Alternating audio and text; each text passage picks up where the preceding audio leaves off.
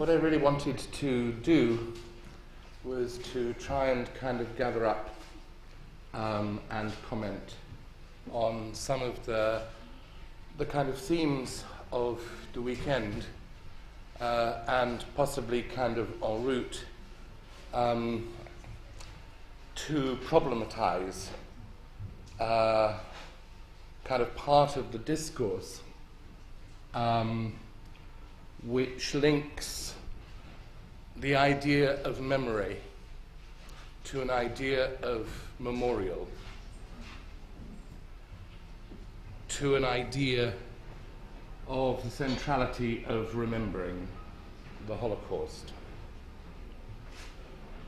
I feel kind of somewhat naked in doing so because the material I find very difficult to kind of think about and to comment on.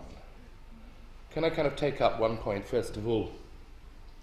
It's been mentioned by various speakers that soon there will be no one living who experienced the Holocaust.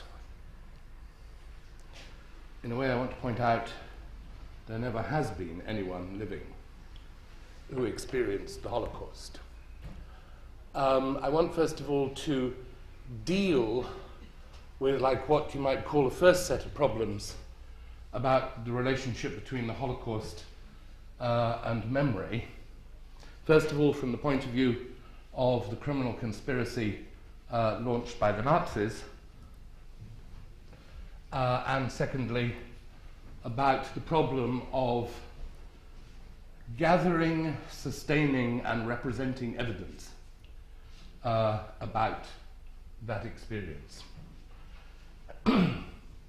It's frequently forgotten that from the Nazis' point of view, the conspiracy to murder the Jews was already understood to be a criminal conspiracy. It wasn't, as it were, a part of the public policy of the Nazi Party.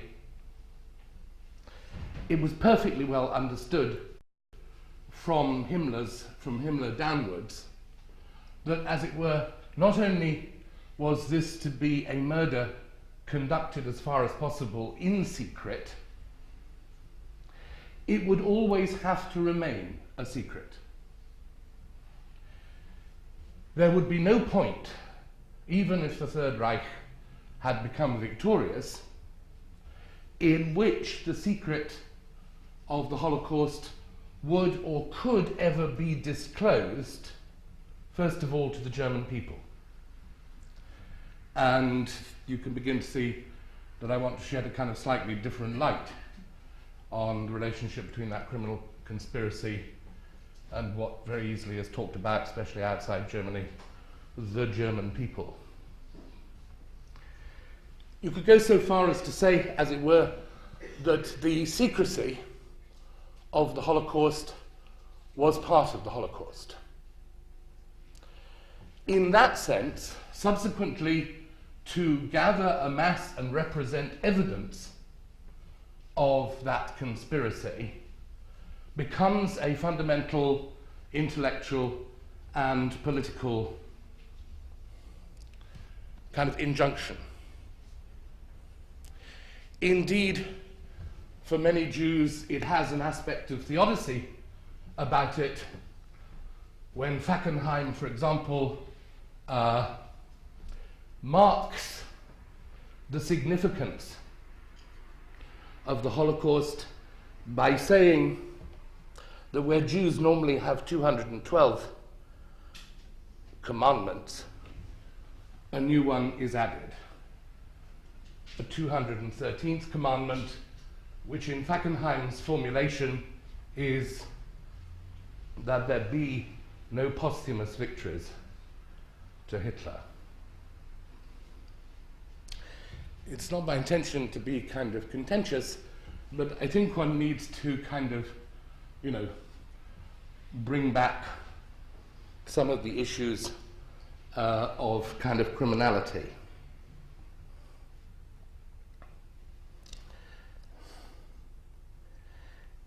It's a gathering, amassing, and representing evidence, first of all, in the immediate period after 45, in order to pursue justice.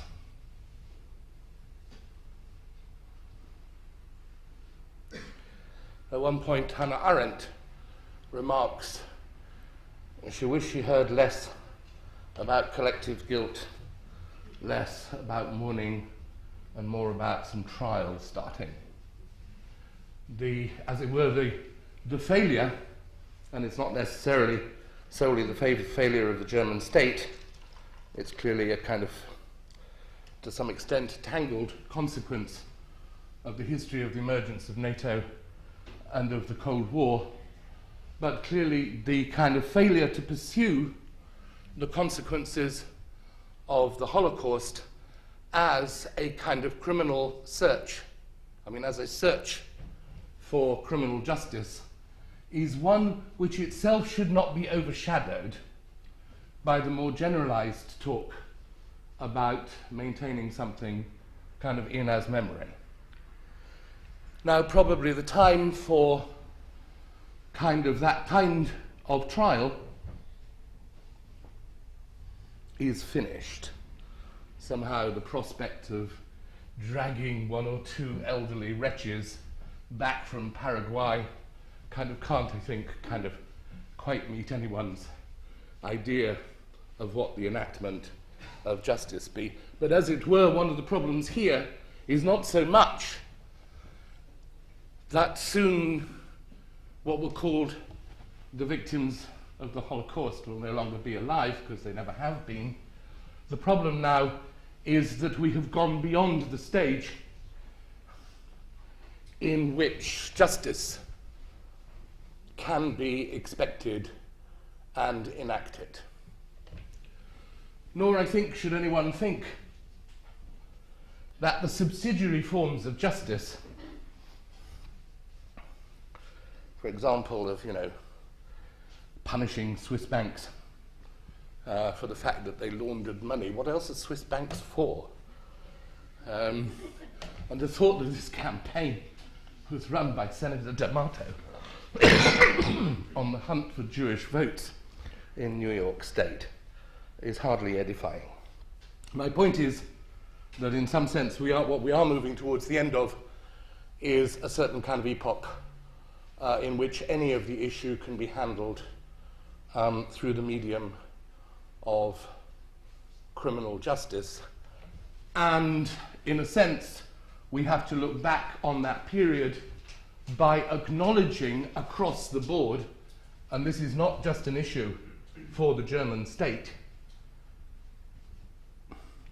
acknowledging across the board that criminal conspiracy was dealt with in an offensively lenient and cowardly form. Again, I recognize that in a sense, this is to bring an edge of contention to the issue, but nothing less than a degree of plain speaking is acceptable. Now, if on the one hand, one problem is the failure to pursue the criminal conspiracy to murder the Jews, and in a sense that makes it more difficult to collect and maintain the archive which becomes the basis of what I'm going to call public knowledge concerning the Holocaust. Nonetheless, I suppose we can say, and Giorgio Agamben does, in one of the early chapters of his stunning book, The Remnants of Auschwitz, he says, in some sense, we do have a kind of historical scheme. We do have an adequate functioning, working historian's knowledge of the scope, the structure, the sequence, the kind of order of the Holocaust. What we don't have, of course, is any understanding.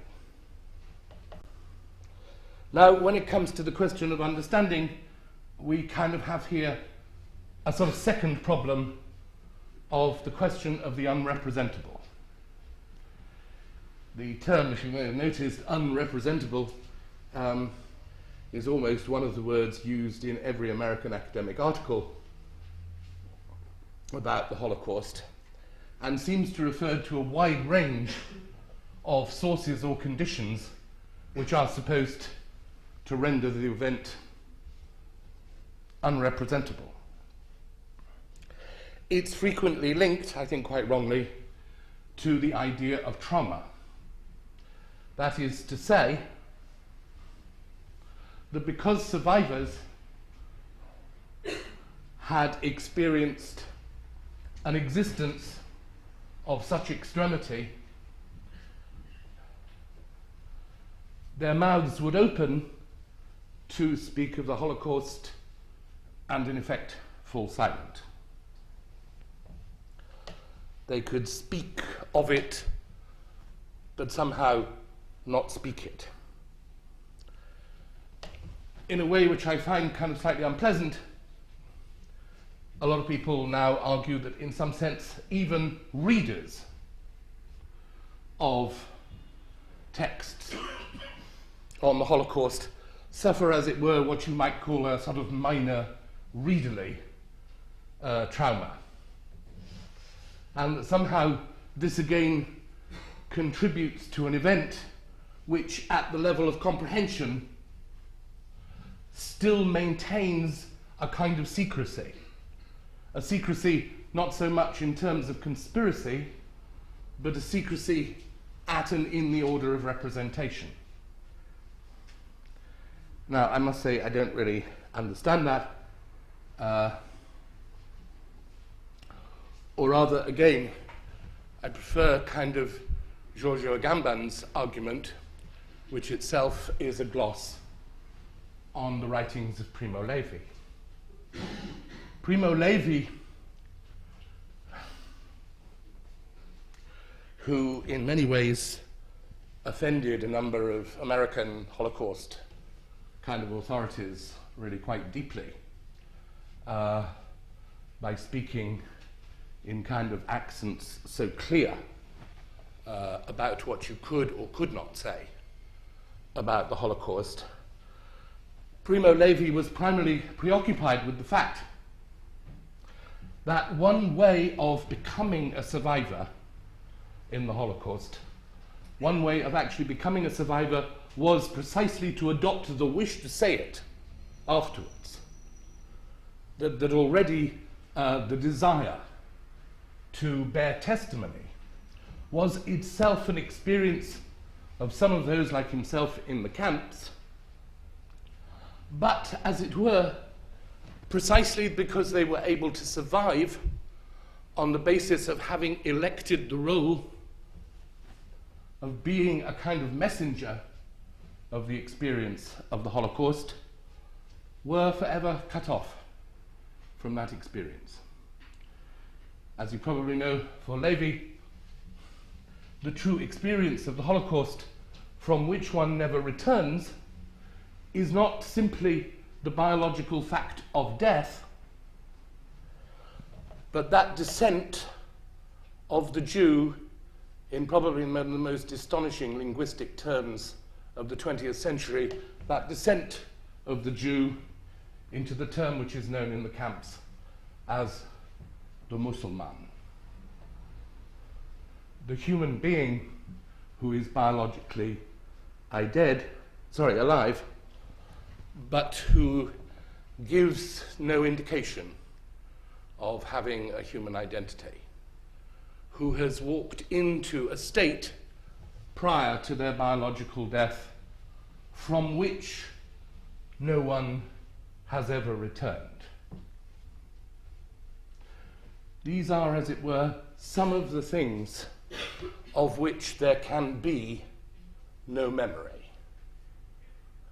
And the fantasy that there can be a memory of them, I'll argue later, sets up a number of cultural and political difficulties. Let me kind of draw a sort of first very kind of tentative distinction. It is a radical, you might say, commandment that we know, or that it is known, what is the history of the Holocaust at the level of what you might call a public scholarly discourse. And that be guaranteed in a way that once won, it can never be lost. That, I'm insisting, we call knowledge. It's a kind of public knowledge. It sets limits on the pluralism of discussions about the Holocaust, so that what we say to a Holocaust denier is not, let me show you that it did, it's that we do not speak to them nor give them a platform. I mean, in America, there have been appalling situations where the media have invited Holocaust deniers on to discuss with Holocaust historians, as the fair way of establishing did it really happen or not. That is not the way to conduct the debate.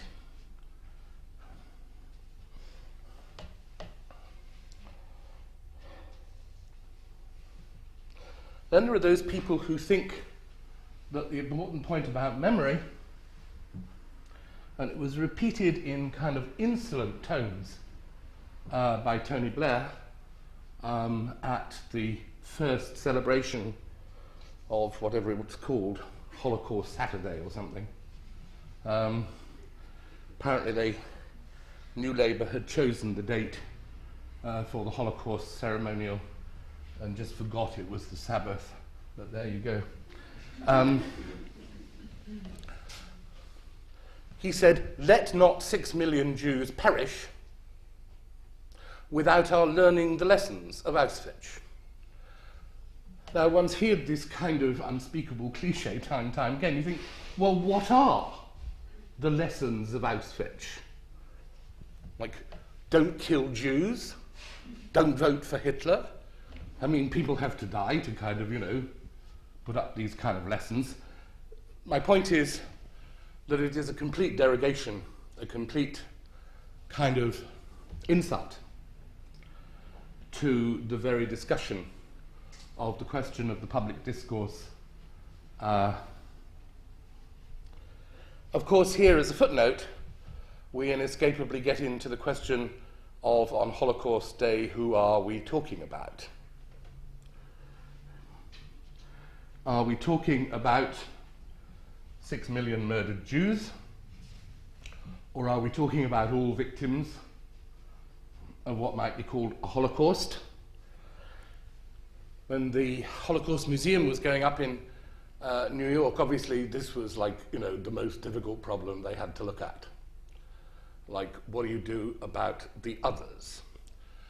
The kind of compromise position, I think sometimes known as the Carter-Wiesenthal position, is that over history there have been, and this is where you get the figure, 11 million victims of the Holocaust, 6 million Jews, 5 million others. Actually, when confronted with this figure as to where on earth Simon Wiesenthal had got the figure of 5 million from, he pretty much admitted he made it up. I mean, you don't have to be Sigmund Freud to work out. The point about the Gentiles is they got 1 million less. Therefore they're not, there's at least a statistical basis for not putting it on a kind of equal footing. These questions aren't going to go away. There is some demented American professor whose book I think now runs to 3 volumes, a history of all kind of atrocities everywhere, in which he argues that the Jewish Holocaust has 17 fundamental features, and then everyone else, victims of the Spanish Inquisition, whatever, none of them I think scores more than about 13. So on this kind of academic scorecard, the exclusivity of the Holocaust for the Jews is preserved. We'll come back to that in a moment. In a way, what I'm going to say something about is some of the problems that arise about the Holocaust in the States, partly because I think they're particularly vivid, but also because I want to end by thinking what within Europe would be an entirely different kind of take on the question. But before I can make my central argument, which concerns the relationship between mourning and memory, I have to refer back to Sigmund Freud's own argument about the nature of mourning and about the nature of memory. One of the things I shall be doing, in a sense, is suggesting that Holocaust discourse makes a fatal confusion of the instances or the registers of mourning and memory, and that one has to go back and sort out what these are. Let me just give a sort of child's guide to Freud's argument. For example, someone you love dies. You enter what is known as a period of grief. What does that grief actually consist on at a kind of structural level?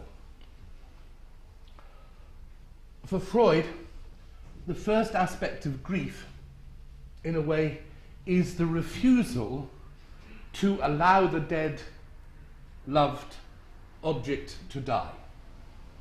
The first move that the subject makes in an outpouring of grief is to identify with the loved object, so that it cannot have and it will not die. If you watch people in the process of mourning, you'll see this. It can be at the quietest and most minute domestic level.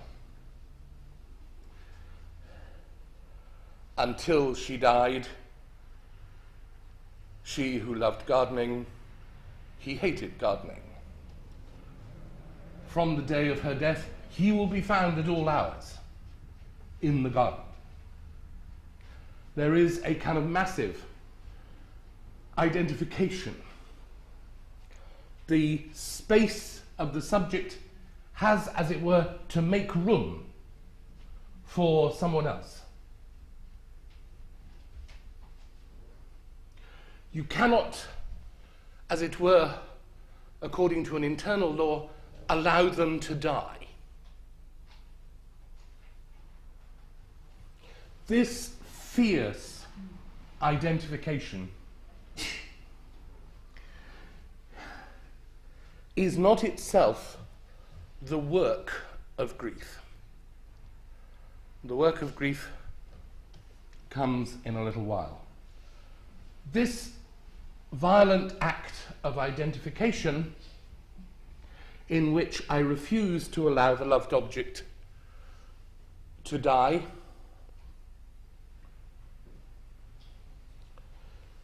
is one where I kind of, in effect, internally deny the biological reality. But the space of subjectivity is not such a space that can easily tolerate two. As it were, the subject is a space made for one. The problem with identifying is that this identification turns against me. Not only through my identification am I out there gardening, I find cause for ceaseless recrimination of myself. The act of identification in mourning begins to induce guilt in me. Guilt that I have not or that I did not. do what I should have done. In a kind of dark and patristic formula, Freud says the shadow of the object falls upon the ego. In a sense, we begin to see here, as it were, that this is a situation which ultimately the economy of the subject cannot sustain and tolerate. And here begins the work of grief. The work of grief is not about the identification, it is about undoing it.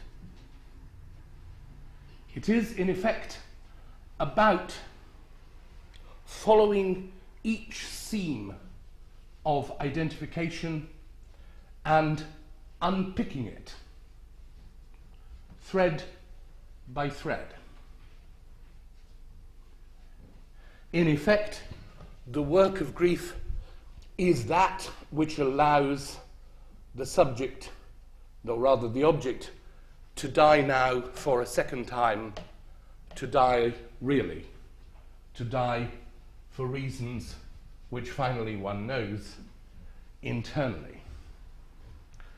Religions which in this way seem to be much wiser than secular rationality have obviously a whole organized space for finally encouraging you to complete the work of grief, because only then can the subject who is now allowed to die really, only now can the object enter into the domain of memory, right? In a sense, only after the stone setting. Now, what is it for that object now to exist not in the register of violent identification, but in the register of memory? I think we might make several observations about this. First of all, the primacy, and obviously most obviously in Judaism, the primacy of the importance for memory of the name. Essentially, what I remember, insofar as I remember you, not at the hour of your death, but the you whose continuity is your whole life, the duration of that whole life can most, I was going to say graphically, be given through letters. It is your name. It is what the name will do in the representation of the person that no painting can ever do. And the anti-representational bias of Judaism has, of course, always known that you are best expressed as the inscription of your name. There is another aspect of the name. Names come one by one by one. In the register of memory, there is no such thing as a collectivity. There is an utterly individual arithmetic.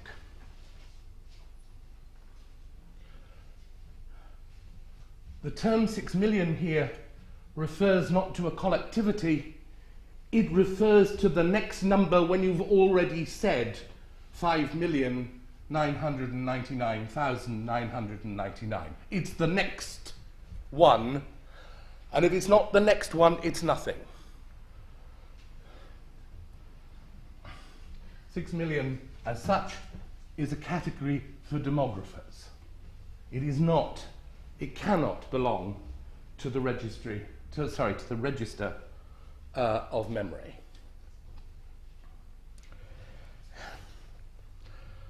There are one or two other points one could make about the structure of Freud's argument. Second half of his paper is not actually on memory, it's on melancholia, what we would call depression. If the dead one gets stuck there in the structure of the subject, there where I'm complaining about myself, where I'm feeling guilty, the more and the longer I feel guilty, the greater will be the reaction to it. Freud notices that whenever anyone is very depressed and they're speaking of what now social workers call low self-esteem, as if anyone should ever have anything else,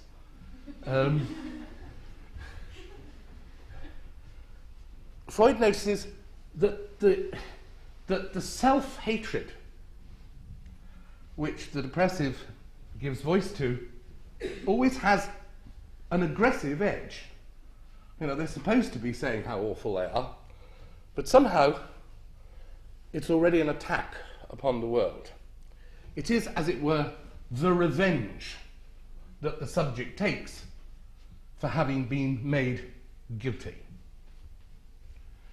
Anyone who thinks any progressive politics ever could work through the inauguration and installation and perpetuation of guilt is a fool. It will burst out as a negative return of the repressed. People should have objectives because they choose them.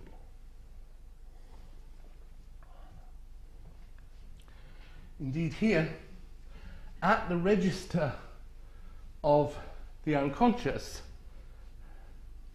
one can say there cannot be things like collective guilt. I think collective guilt is an absurd concept, even at a national and historical level.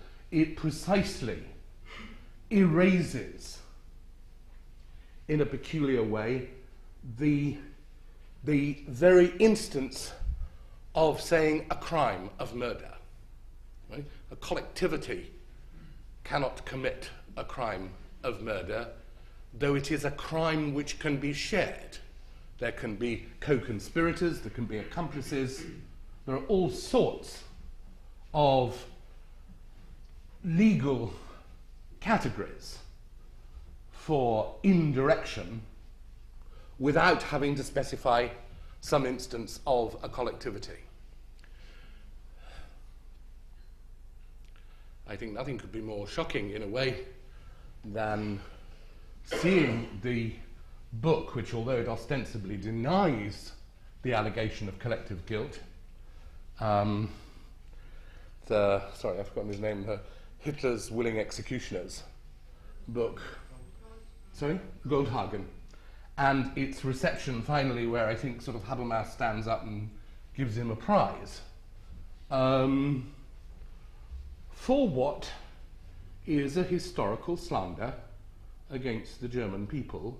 That is to say, that in 1933, Germany already possessed a collective, almost uniform, murderous wish to kill all Jews.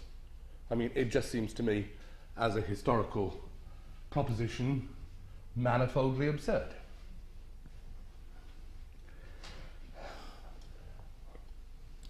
I want to turn for a moment to just look at some aspects of the Washington Holocaust Memorial in light, in a way, of the points that I've raised through Freud. Now, of course, as I've already indicated, one of the problems that the Holocaust Museum had was who is being remembered.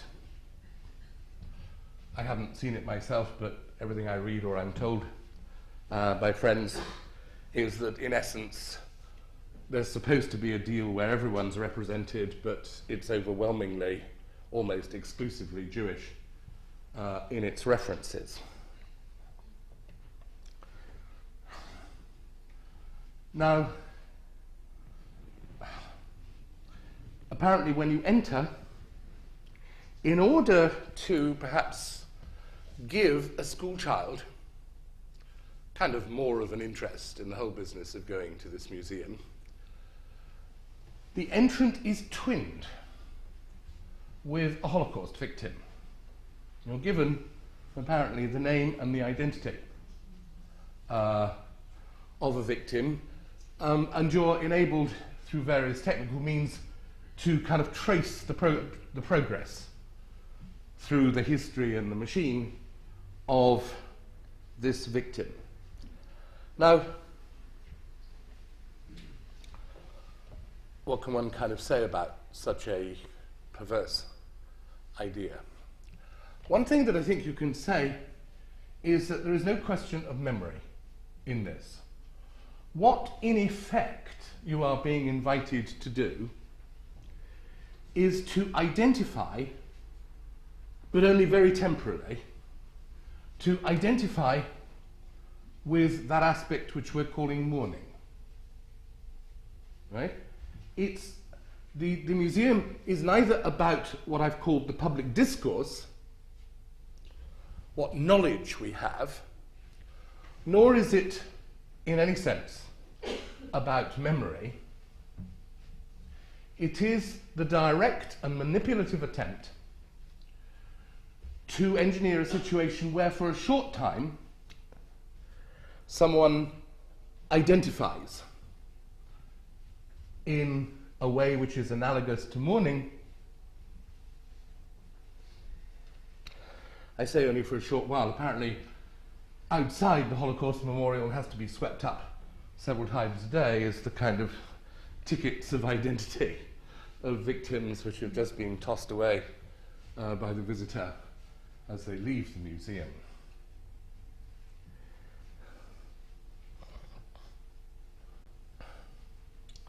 You may think that, in a way, this is a kind of exaggeration.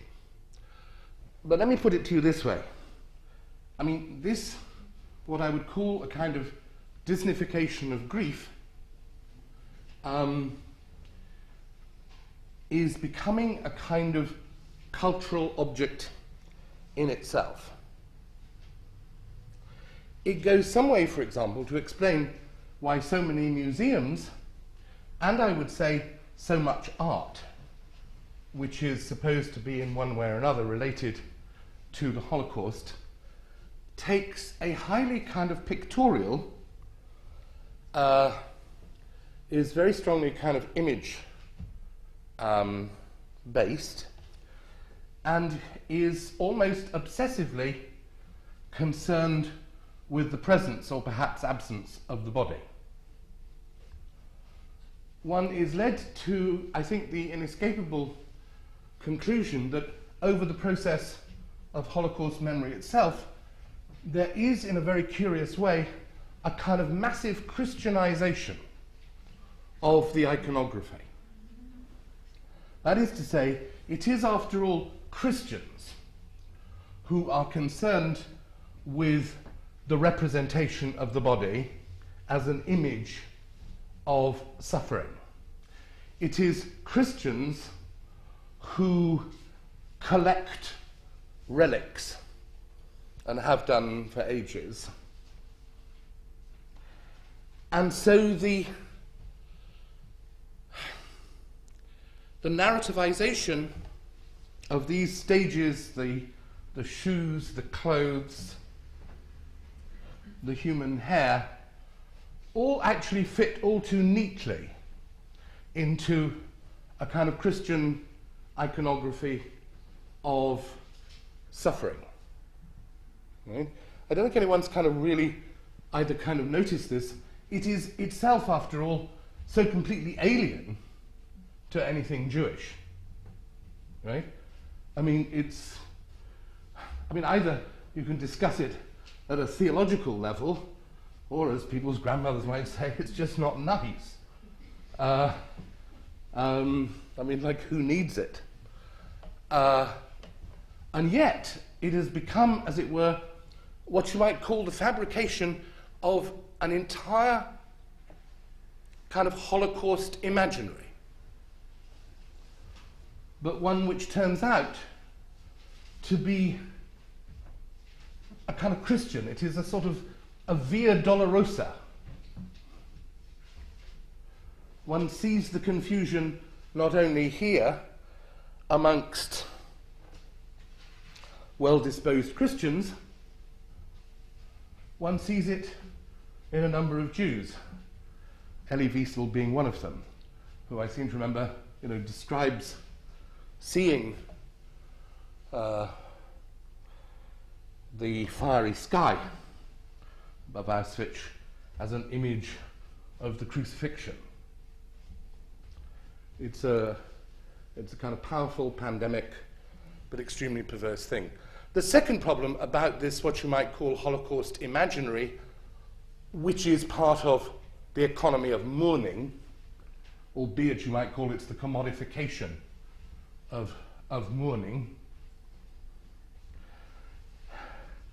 is the perversity. I don't stand here to say perversity out of some sense of kind of respectability, but I do remember, for example, being at a kind of Holocaust conference not far from here 2 years ago when I was presenting the work of the Vienna Holocaust Memorial, and listening afterwards to a discussion about ethics by two curators of Holocaust museums.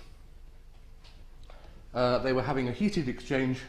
They violently disagreed with each other, and the problem they were discussing was whether, as the curator of a Holocaust museum, it was or was not ethical to use preservative on human hair. I think that discussion is better kept for the laboratories of Dr. Mengele. It is to be having a discussion that you shouldn't be having.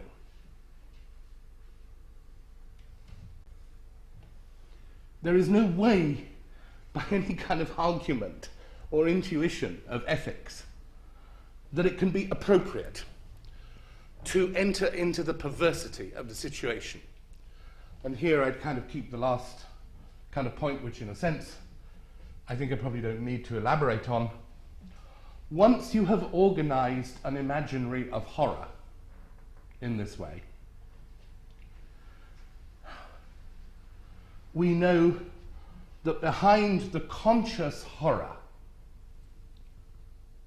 which people experience when they're horrified, behind that conscious horror, they are already experiencing an unconscious pleasure. One can already, in American culture, begin to tease out how, for example, that kind of, what you might call kind of Holocaust imaginary, has already begun to kind of saturate certain cinematic popular culture. And I would argue in that sense that the sets, the sort of oddly sort of a more biological Boltanski is there in something like the X-Files, right? That is to say that if you wish to kind of make sense of how some of that imagery got set up, it is borrowed.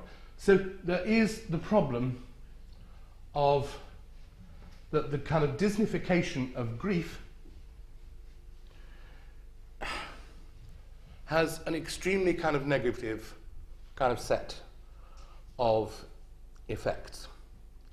The problem, of course, is that it's experienced as being a very successful kind of instrument. Someone told me yesterday that in Germany, I think last week, both I think the Finkelstein book on the Holocaust industry, but more importantly, I think the Novick book on the Holocaust in American life, which is itself, I think, a very serious study. He quotes the Harvard historian Charles Meyer in saying the problem that is currently, in a sense, being set up by this economy, in the States at least, is that grief leads to grievance. And as it were, grievance leads to a certain kind of claim. It is as if a number of political objectives are no longer being put forward in what you might call a kind of classical formulation of this is an objective, and you build support around that kind of objective. It is rather the emergence of kind of identity politics, all of whom are currently demanding their own Holocaust. Novick describes a process of what he describes as Holocaust envy across a number of political groups, kind of in the States. Now, obviously, we in Europe can hasten to kind of add that on the one hand, perhaps not all our politics has been converted into identity politics, and at the same time, some of the dangers of that kind of Holocaust imaginary kind of might be avoided. But it stems, I think, from this fundamental confusion between what the register of memory is and what mourning is, as if it were a good thing to encourage someone to mourn, right? I mean, so many misunderstandings have been based around that, none least of historians who in the 60s used to refer to Germans' inability to mourn as if that characterized their relation to the Holocaust, right? What was very interesting, because it soon became one of those sort of popular misconceptions. What's interesting is that it was based on a psychoanalytic argument which said the obstruction towards dealing with the Holocaust came about through Germans' inability to mourn their own parents who died. Not the Jews, their own parents. And until that obstruction, until the repression of the suffering and death of their parents had been dealt with, then one could hardly kind of unfreeze the situation in respect to the Holocaust.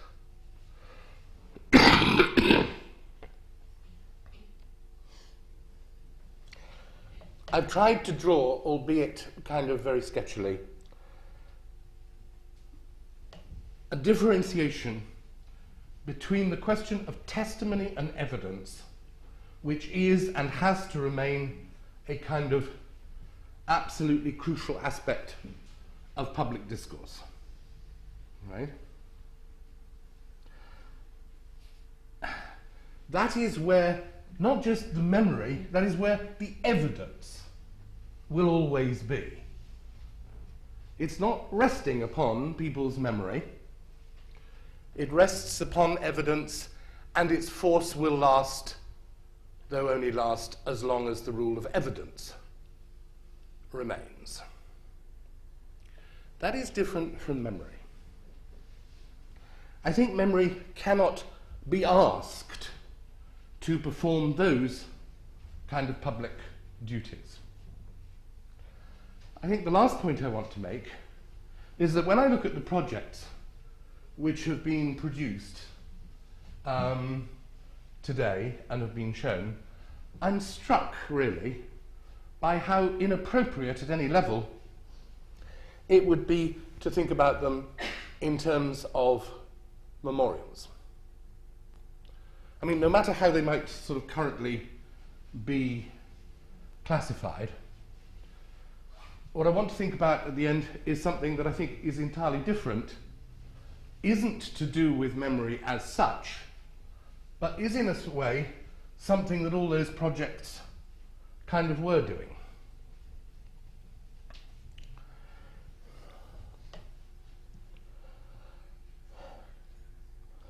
The problem here is how we deal not with persons and what have happened to persons, but how we deal with the sites in which those events have happened. It is as if in the late 20th century, and against all our rational expectations, that we see the return of a taboo place, of a place which is, because of its kind of history and its nature, in some sense contaminated. It may be kind of haunted.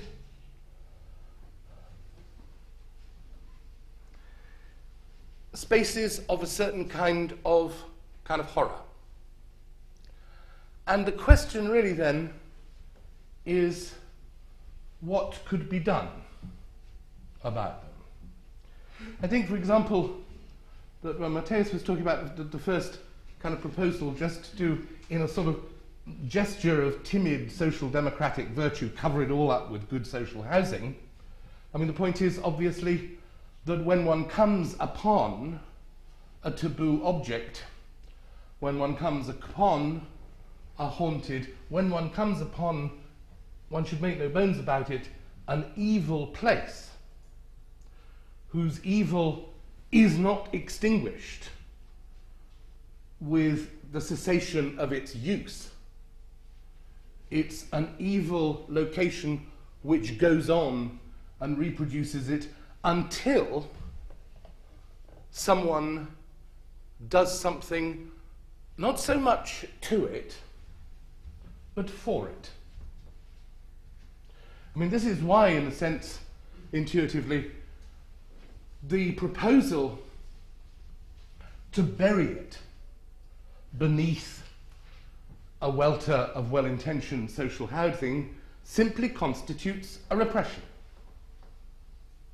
One does not have to be a sort of occultist to know in one's bones that something bad would happen.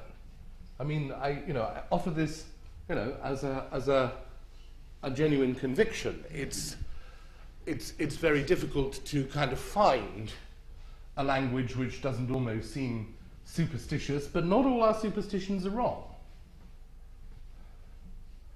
What's at stake, you could say, in some of what has been presented, is the kind of the relief of a landscape, is the approach to a site, not in order initially to kind of subject it to some other purpose, no matter how well intentioned. It is, in some sense, to be able to lift a curse. Now again, to describe it in that way may seem to you to sort of have an aspect of infantile superstition about it. But I think, in fact, one knows perfectly well across the whole range of landscape, there are evil places, there are places in need of relief, to which one's relation, perhaps late in the day, we begin to find that this may be a function and possibly a talent which architects possess, which is to bring some solicitude to this site. Doubtless the site will continue, just as the survivor continues to bear the scar tissue of the evil that has befallen the site. But I think at this stage it makes sense to confront directly and as boldly as possible the kind of evil earth of that site. Now, if we knit that argument kind of back to the question of memorials,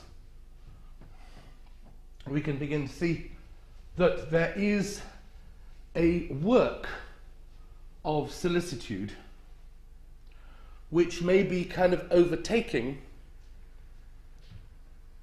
some of the illusions of the traditional memorial, and perhaps, hopefully, will be able to avoid falling into the kind of grand guignol kind of Holocaust Imaginary. It is by nature a task which is complex, in which, I think again, as Matthias very well described, the architect is kind of humble in his offices. Not everything at once. Solicitude means that the relation to the site would inevitably be one over time. It is strange, in a way, that the demands and the discourse of ecology still place the problems of ecology in such a purely physical sense, as if simply we're dealing with kind of quantities of this and that.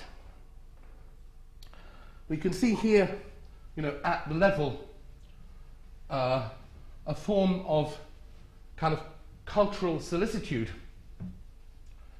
which constitutes a kind of ecological intervention within the culture, whose aim, in some sense, is to repair. We know, at the end of the 20th century, how limited the work of repair can be. We know that we cannot have everything, just as we cannot change everything. But in this function of solicitude for evil sites, however modestly, the architect finds something which was always a secret aspect of their craft. I'd like to stop there.